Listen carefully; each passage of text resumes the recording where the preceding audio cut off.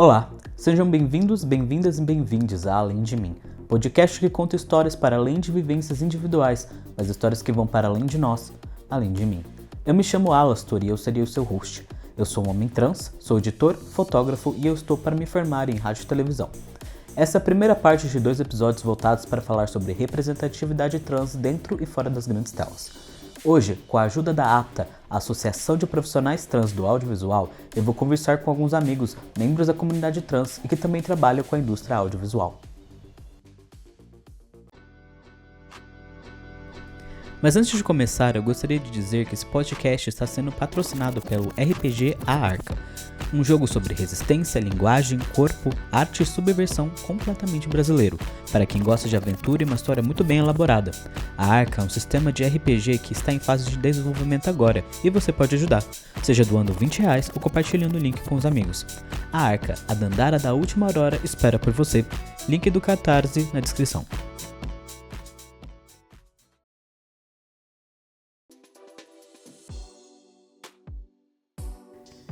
Você pode se apresentar? Beleza. Oi, eu sou o Federico, mas meu apelido é Rico. Eu trabalho com cinema já faz 9 anos. Eu comecei o cinema no departamento de arte.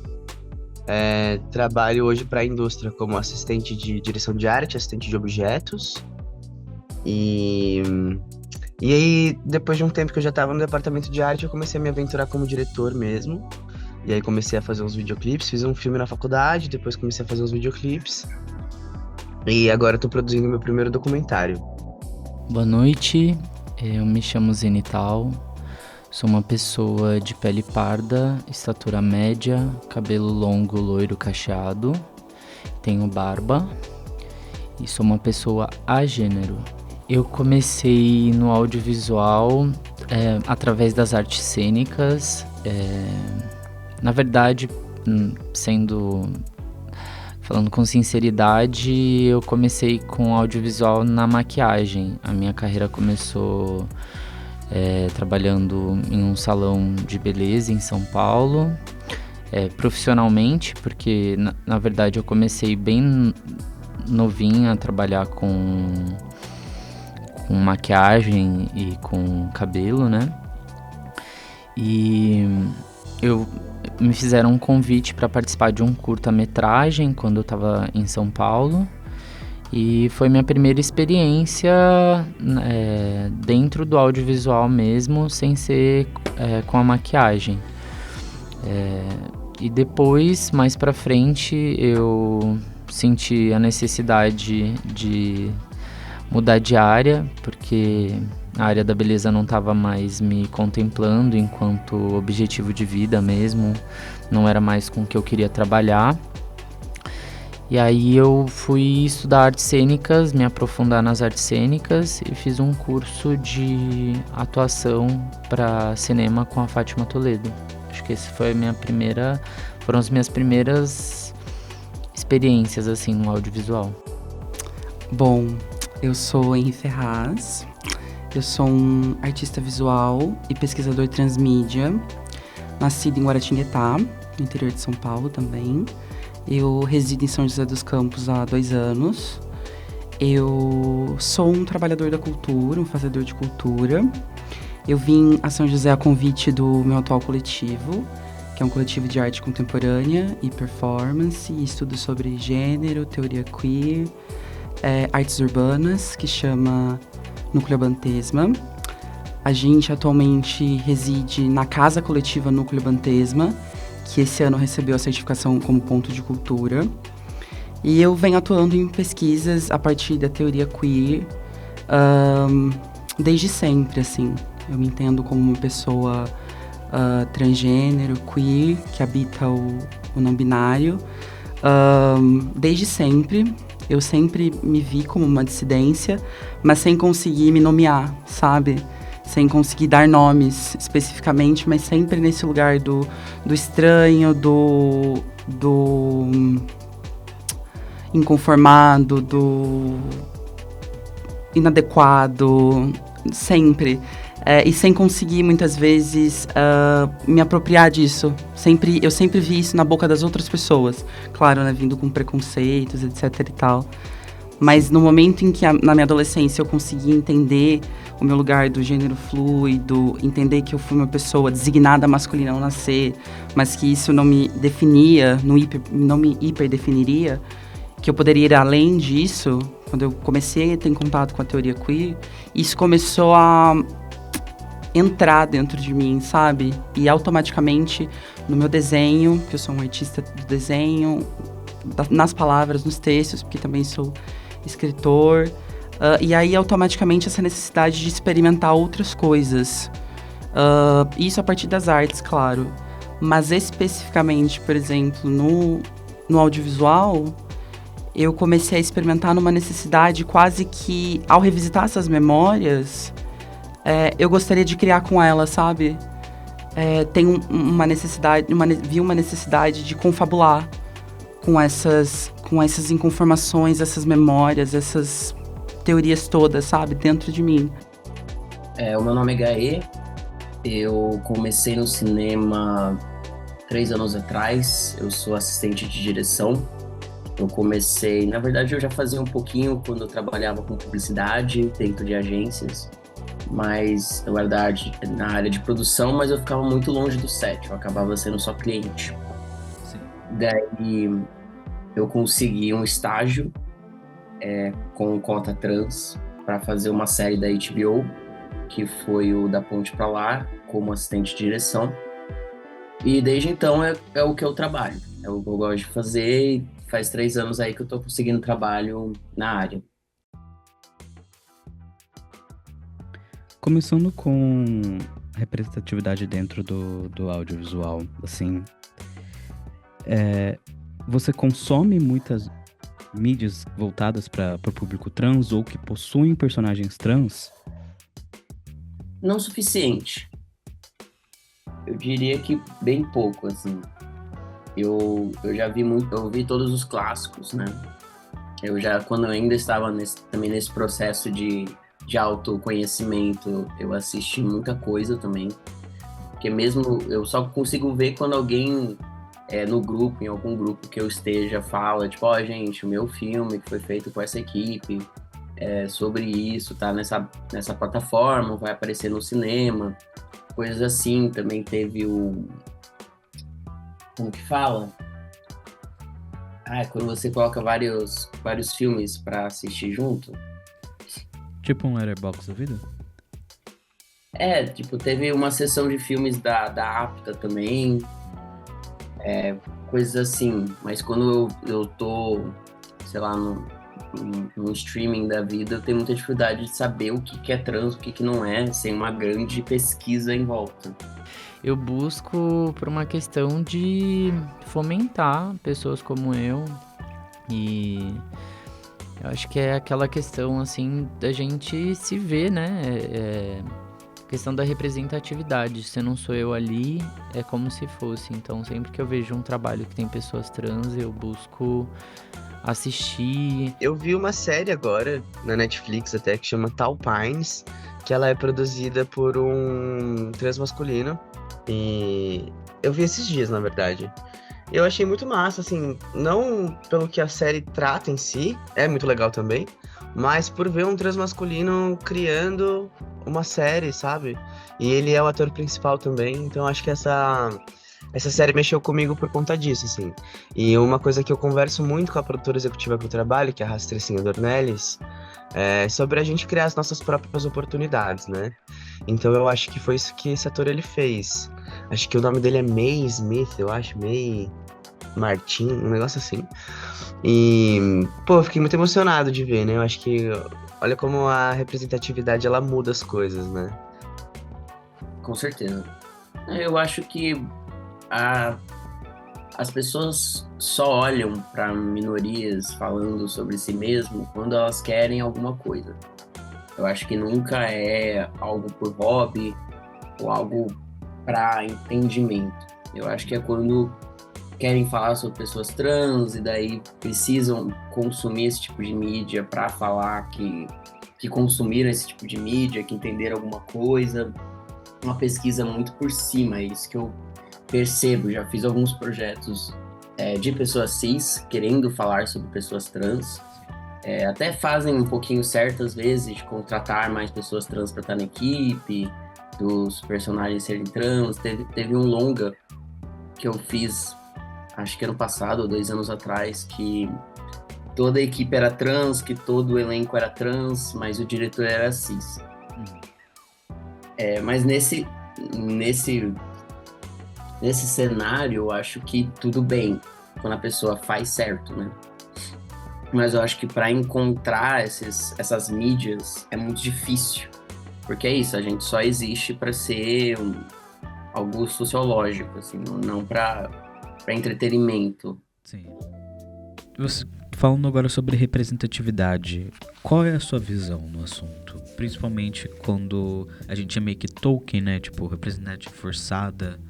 Qual é a sua visão sobre a representatividade trans que a gente tem na mídia atualmente? Cara, isso impacta.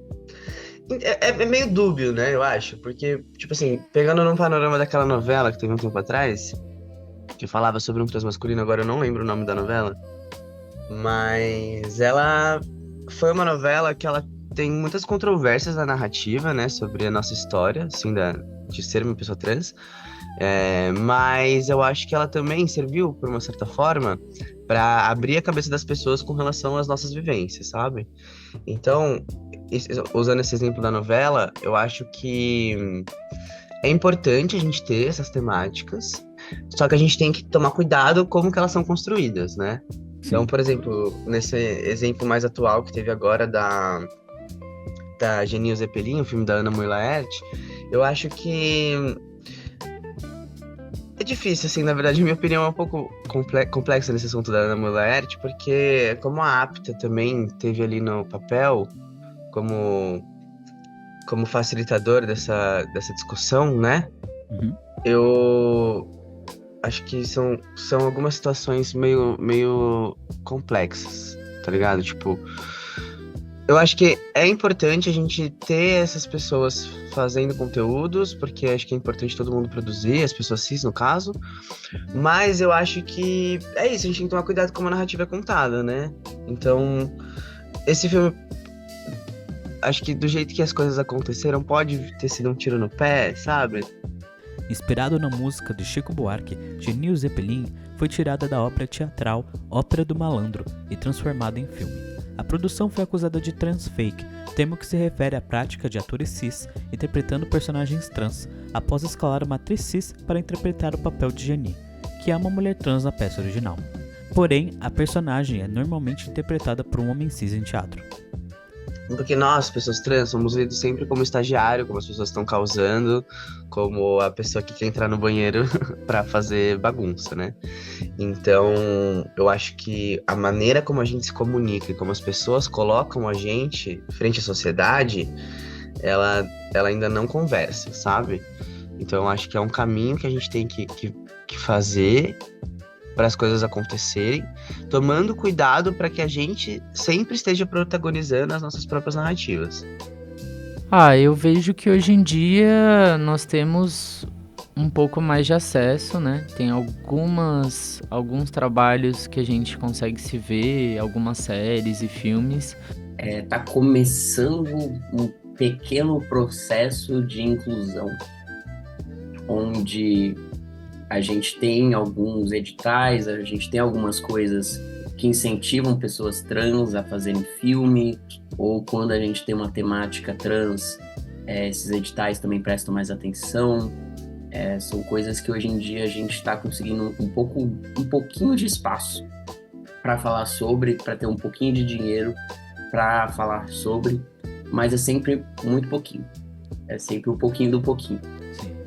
Não tira ninguém da fome, não dá para as pessoas viverem só daquilo por 1 ou 2 meses, quanto tempo for suficiente para fazer essa produção. É apenas um dos projetos que você tem que pegar para sobreviver no mês, para conseguir tirar R$3.000 e conseguir pagar as contas. Sim. Quando a gente diz de mídias maiores, assim, sei lá, da Globo, de Netflix, coisas assim, no Brasil, eu sinto que a Globo tá fazendo um trabalho melhor do que os outros streamings, o que me surpreende muito. Porque começou a colocar pessoas trans em novelas, começou a ter algumas sériezinhas e longas com pessoas trans, e algumas, eu vi que vai sair uma novela agora que a pessoa trans não é sobre ela ser trans, ela só está lá. Eu não lembro. Mas é a nova novela da Globo, que eu não acompanho, infelizmente. A novela se chama Três Graças e terá a atriz Gabriela Loran, uma mulher trans, interpretando a personagem Viviane. Mas são coisas assim que falam, isso não aconteceria 10 anos atrás. Sim. Então, com certeza tem alguma mudança acontecendo, mas não é uma mudança suficiente. Sim. Eu vejo mais e mais filmes e longas e coisas assim, incluindo pessoas trans, na sua maioria mulheres trans, o que é ótimo também, mas eu vejo muito pouco de homens trans, que fica nesse lugar de uma passabilidade maior na sociedade, não conta nossas histórias, é difícil ter uma boa representatividade, porque quem está fazendo é as mesmas pessoas de sempre. É sempre os mesmos diretores, é sempre os mesmos preparadores, pessoas que não estão acostumadas com pessoas trans, com a realidade que às vezes as pessoas chegam tendo. Então eu sinto que tem alguma mudança, que algo está acontecendo, mas como eu digo, eu não sou uma pessoa velha do cinema. Todo projeto que eu pego só tem eu. No curso de cinema que eu fiz recentemente, a gente estava falando sobre a estética da pobreza, que acho que foi uma vertente... Nossa, gente, eu sou muito ruim de nome, mas foi uma vertente muito usada no começo do cinema brasileiro. O nome do diretor me fugiu agora e também nem vou dar muito palco para ele. Eu gosto do diretor que usava essa estética do sofrimento. Se vocês pesquisarem aí da pobreza, se jogar no Google, vocês vão ver. O diretor dessa vertente se chama Glauber Rocha. E falando sobre a estética da pobreza, eu entendi que pra gente, né, pras pessoas trans, não só pras pessoas trans, mas acho que pra todas as pessoas que fazem parte de minorias, acho que no audiovisual a gente está sempre dentro da estética do sofrimento. Então eu vejo que a gente tem uma representatividade, mas tende sempre a ser no lugar da pessoa LGBT, que sofre um preconceito, a pessoa trans que tá ali sofrendo um preconceito, ou que tá doente, ou que... É sempre uma história de muito sofrimento, a pessoa nunca tá numa posição de poder ali dentro das narrativas. Sim. Então eu enxergo que a gente tem sim a gente tá tendo mais acessos, mas sempre nesse lugar dessa estética do sofrimento. É curioso, porque há um interesse muito mais em fugir das romantizações que fazem sobre nós ou a partir de nós, com os nossos corpos, que abarcam sexo, né? Essas obviedades Sim. que nós já perpassamos, e uma necessidade quase de acessar outros mundos. Sim. Bem do science fiction, do realismo mágico,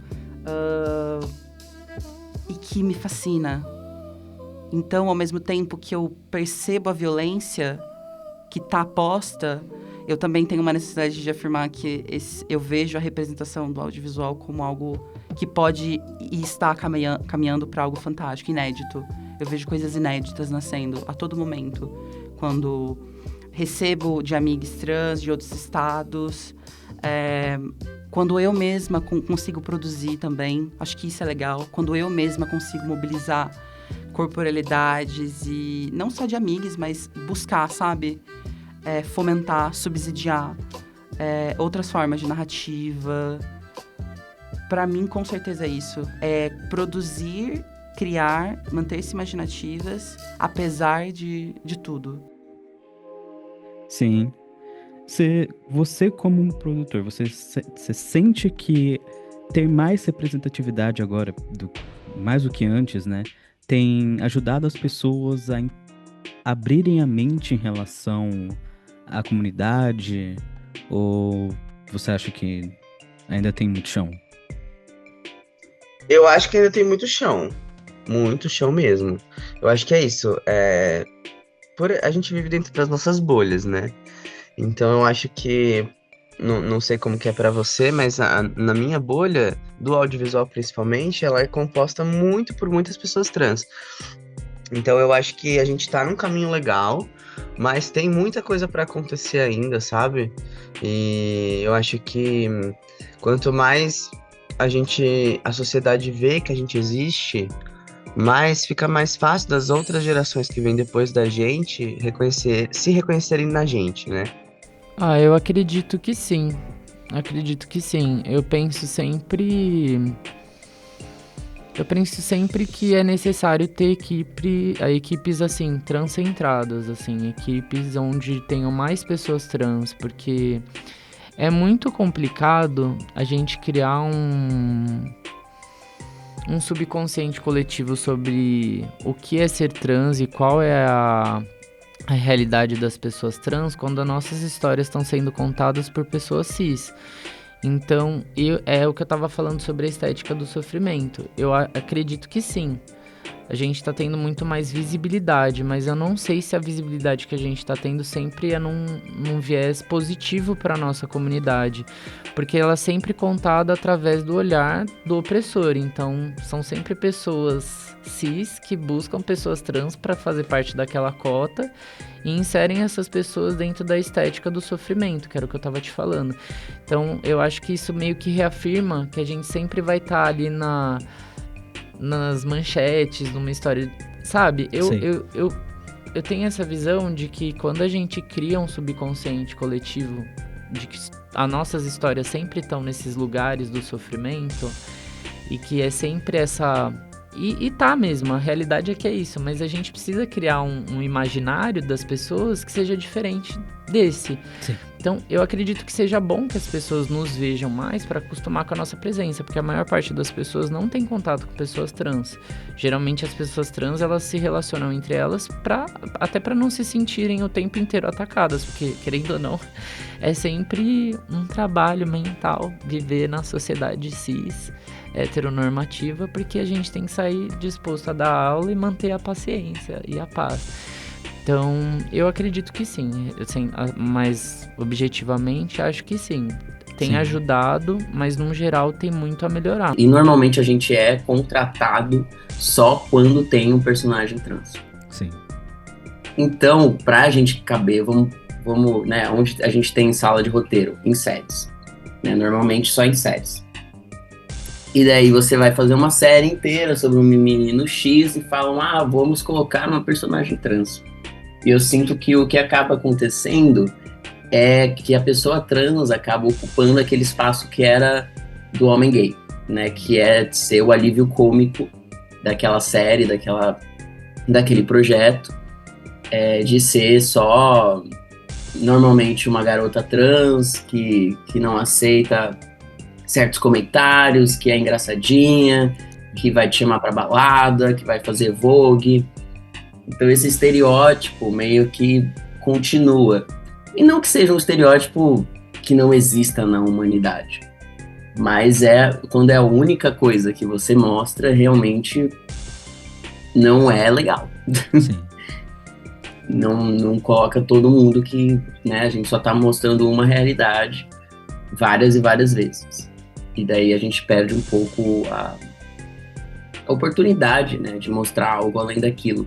Mas eu sinto que cada vez mais, porque isso acontecia muito nos anos 90, 2000, assim, com os homens gays, né? Que eles eram os alívios cômicos, Sim. Tanto que brincava que em filmes de terror eram os primeiros a morrer, né?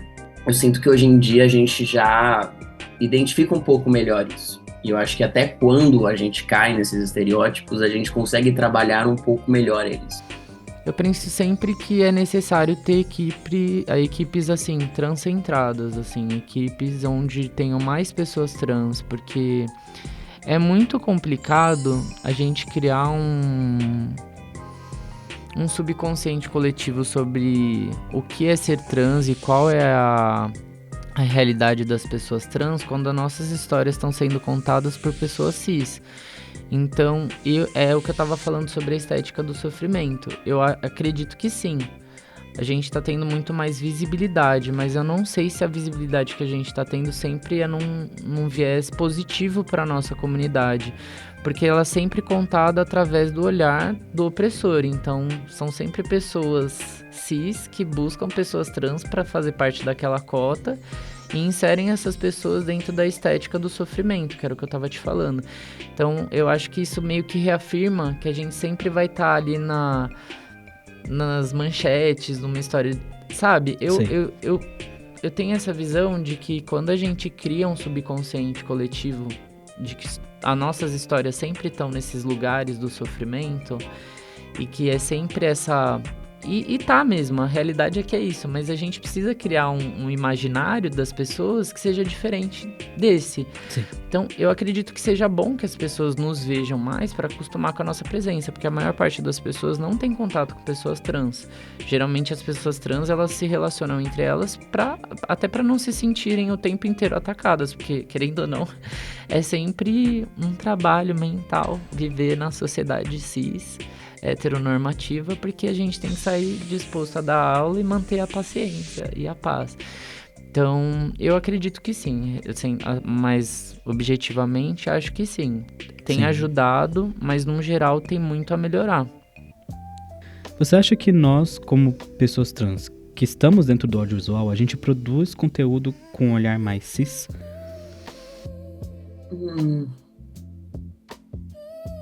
Eu acho que depende muito de quem você tá falando. Por exemplo, eu acho que esse ano... Eu sou muito ruim com o nome de filme, tá?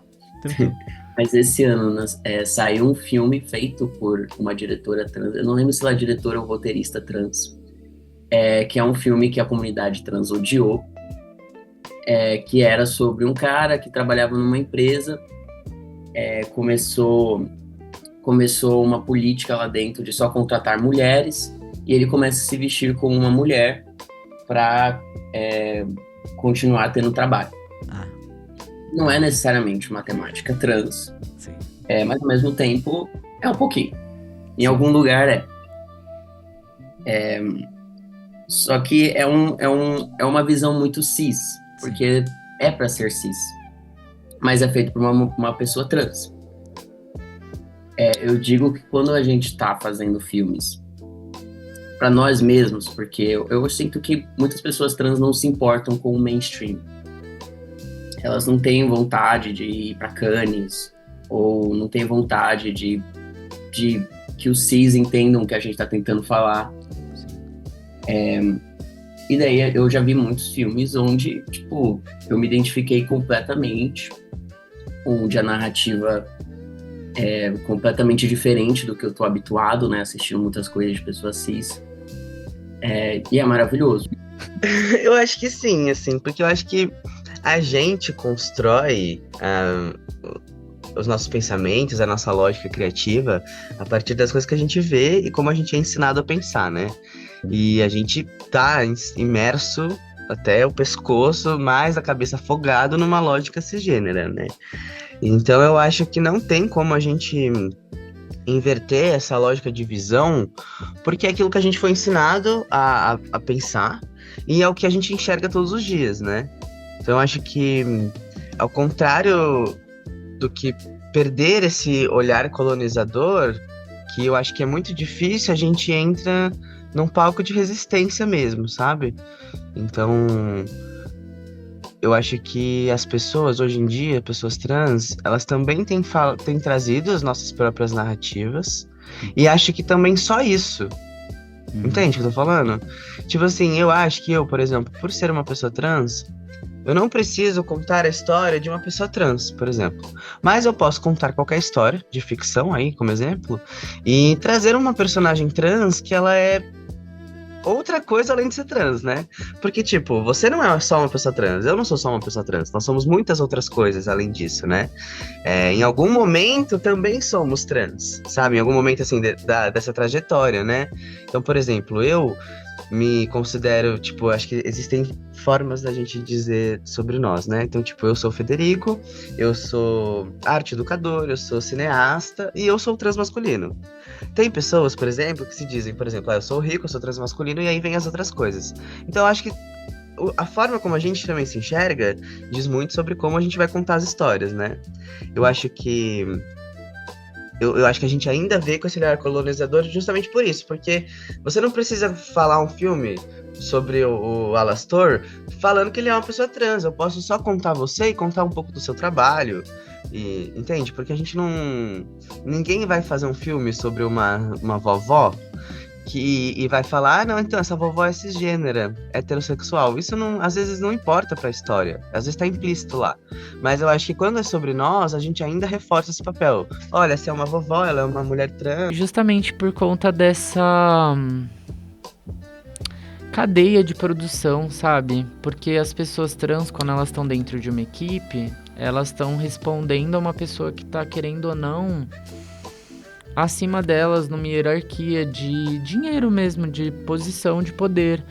Então, as pessoas elas estão reproduzindo o que elas precisam fazer para ganhar o dinheiro. Então, às vezes é um homem branco cis que tá ali na direção e você só precisa entregar seu trabalho. Então, você vai reproduzir o que o teu chefe tá mandando, né? Então, acho que existem sim pessoas trans que estão saindo dessa bolha cis para produzir para fazerem coisas que nos contemplem, histórias que sejam realmente com o nosso olhar, que tragam ali uma visão para que as pessoas enxerguem as nossas vidas de uma forma diferente, sem ser só sobre esse lugar de sofrimento e de eu digo até sobre promiscuidade mesmo, sabe? Eu sinto que a sociedade cis ela tende sempre a colocar a gente numa caixinha sabe, da objetificação. Os corpos LGBTQIAPN+, eles sempre são objetificados, a gente não tem direito a casar, porque os nossos corpos são sempre os corpos a serem prostituídos, a gente só tá ali pro prazer, Sim. e geralmente dos casados e das casadas, né? Então eu sinto que nas produções, os corpos trans e as pessoas trans, elas tendem a se moldar ao bel prazer da pessoa que tá no poder. E geralmente essa pessoa é uma pessoa cis. Foi aquilo que eu trouxe um pouco antes. Eu acho que tudo que a gente cria, ele é baseado naquilo que a gente tem de referência, né? E a cultura é uma coisa muito forte em todos os lugares, né? O que permeia e forma cada ser. Então, eu acho que a nossa cultura ela tem uma influência muito grande nas produções que a gente produz no audiovisual.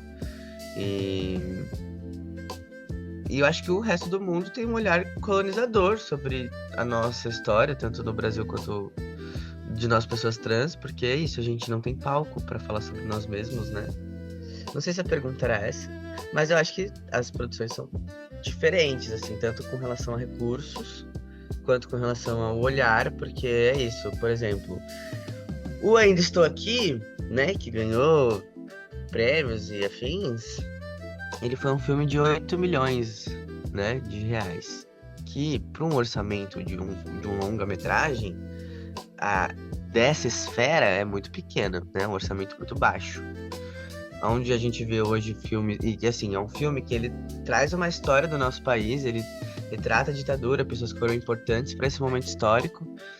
Quando a gente vê filmes da Marvel falando sobre super-heróis, assim, sem querer desmerecer, mas estamos trazendo uma fonte histórica contra um entretenimento apenas por puro lazer.